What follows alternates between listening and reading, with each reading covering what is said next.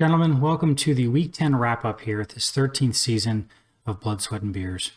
I wanted to start off with a little exposition, what this league means to me. Oftentimes, this would be like a season ending type of retrospective, something that maybe even I don't share with everybody, something that I just have a conversation, possibly even just on a Sunday evening, just with my wife as I'm sitting on the couch. But mid-season, just past the midway point of this particular season, had reason to reflect on what this league means to me, and I wanted to share. I know some of you have been here from the beginning. I know some of you have heard some of these stories, but when it comes to football, it really is, in my opinion, to me, an extension of family. I know that may sound a little corny, and it's been a commercial for the NFL as they try to get you emotionally involved with the games.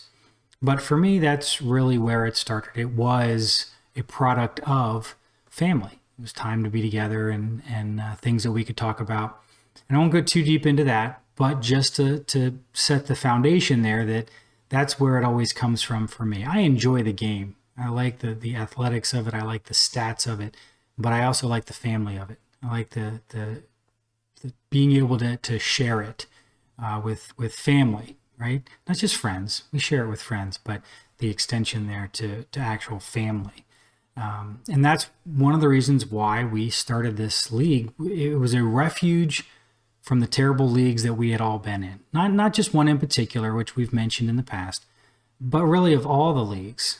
Either the dead leagues that no one was very interested in, or maybe only 2 or 3 of the teams were interested in actually playing, or the ones that were dominated by just a couple of, or a single very, very overbearing personality. It was a refuge. It was a league to just have fun with. And I always wanted it to be fun. I wanted it to be relevant in your lives as you are playing. I know that this is just a game, and that we have a lot of other things to do, and we just get busier and busier as our families grow, as we get older, as things come along. I know that we get busy, but I wanted to always keep it relevant. I always wanted to keep it fun. That was one of the reasons why it was very important to have a championship trophy that didn't get passed from team to team each year, but that each team could keep once they won, right? Something that they would always have with them, whatever they choose to do with that. If they don't value it as much as others, that's okay. It's yours. You can do what you want with it. And that was part of the fun. It was the same reason why for so many years, I made sure to put a lot of story, a lot of effort into the homepage every single week. Before doing the video blogs, the video log, that I do now, that started with our 10th season, I spent a lot of time writing up homepage reviews and previews. I would review the week before. I would preview the week ahead. I even spent a number of seasons predicting every game, looking at the stats, looking at the team, looking at the bye weeks and the injuries, and actually predicting each of the games. And it was kind of an interesting thing. One league member actually said that when I was a little bit late with it on Sunday morning, they missed it because they would get up, they would check their roster, they would have their coffee, and they would read the homepage. And that's really what I wanted to kind of foster. That was the environment that I really enjoyed. I wanted it to be as enjoyable and mean as much to you as it does to me, because I enjoy being able to bring all this together and have this environment where you guys can enjoy the stats, the X's and the O's, and more importantly, the association, the discussion that we have, which has really been great ever since we went to the WhatsApp chat. Gives us the opportunity to do that even outside of the season, which I really appreciate. And so those who have joined the league have really either were or have become like family. Some have been literal family over the years. Others have sort of become that. Keith, I'm sorry, you're part of the family now. John drug you in here. You probably had no idea what you were getting yourself into, but you stuck around. You won 1 year, and now you're part of the family. And that's how it goes. Some have joined and left relatively quickly, and so they're kind of like those distant cousins that maybe you met once and you kind of remember them, remember who they are.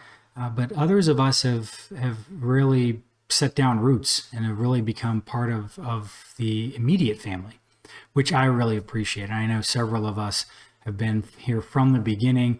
John was part of creating the league. Joe was part of creating the league. Harrison was in the very first season. And so being able to still spend time with you guys in this forum means a lot to me. I appreciate that. And I enjoy the banter a little bit too. And I realize that sometimes the banter can take on a life of its own. That does happen. And I realize that having set myself up as the commish, I sort of built this persona over the years that frankly sometimes takes on a life of its own. Sometimes I sit back and watch what the commish does and says, and I think, wow, that was interesting. Not sure where that came from. But it's all intended to make this relevant to your lives, right? Because I know that you have a lot of things going on every single week, especially into the weekend. And so this was just a way to try to steal a little bit of that time away from the other things, the important things you have going on. And obviously I realize that we don't need to have the statement correcting fact checks all the time to make it interesting or fun. And we don't need to have any sort of, mic drop burns, back and forth, name calling. We don't need that to make it relevant and fun and to get people to stay interested. I realize that. Obviously I know that it does take on a life of its own. We enjoy the competitive banter, and we all sort of at different times have played different roles in the discussions and in the league. And I appreciate all the time that everybody has spent, even you new guys. It just came this year. Everybody's putting some time and effort into it. So I really, I really appreciate that. I do want to say, I definitely don't want this to become a league that resembles the leagues that we all left, or that some of us have left. I don't want this to stop being fun. I'm going to continue to try to make this interesting, beyond just some of the stats, beyond just the win-loss, beyond just who takes home the championship cup. Obviously, we don't play for money.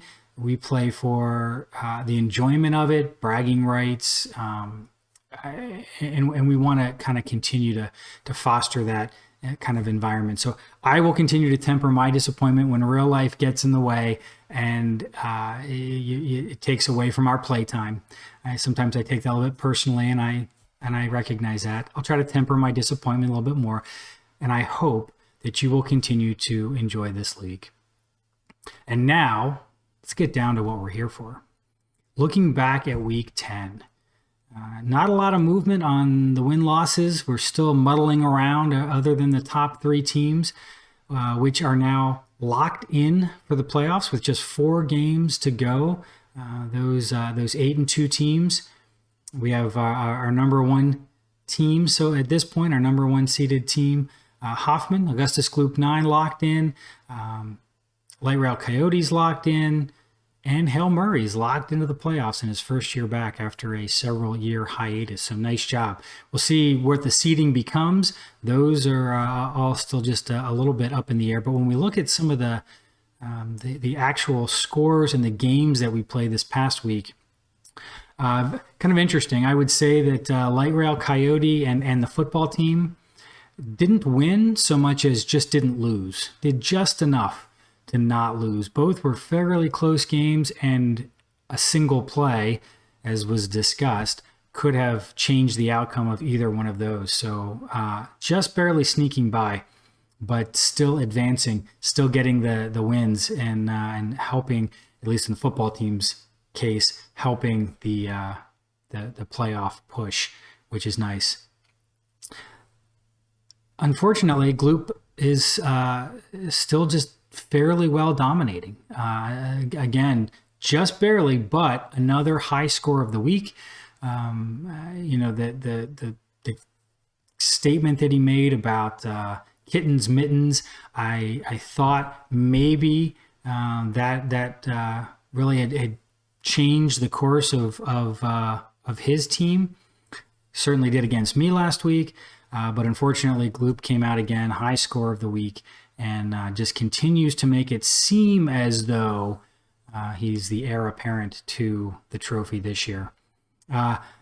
Keith's team did a fairly solid impression of a playoff team, scoring almost the most, 167 points, not his highest score of the season, but a whole lot better than under 100 a couple of times he's done that. So he's got himself out of the projected proverbial basement, no longer projected to be the number 10 team here at the end of the season. So solid job there. We'll see if he can make a playoff run and what that looks like, or if, again, the numbers are just worked in his favor for this week. So looking ahead, as we look at the standings, again, 3 teams locked in for the playoffs.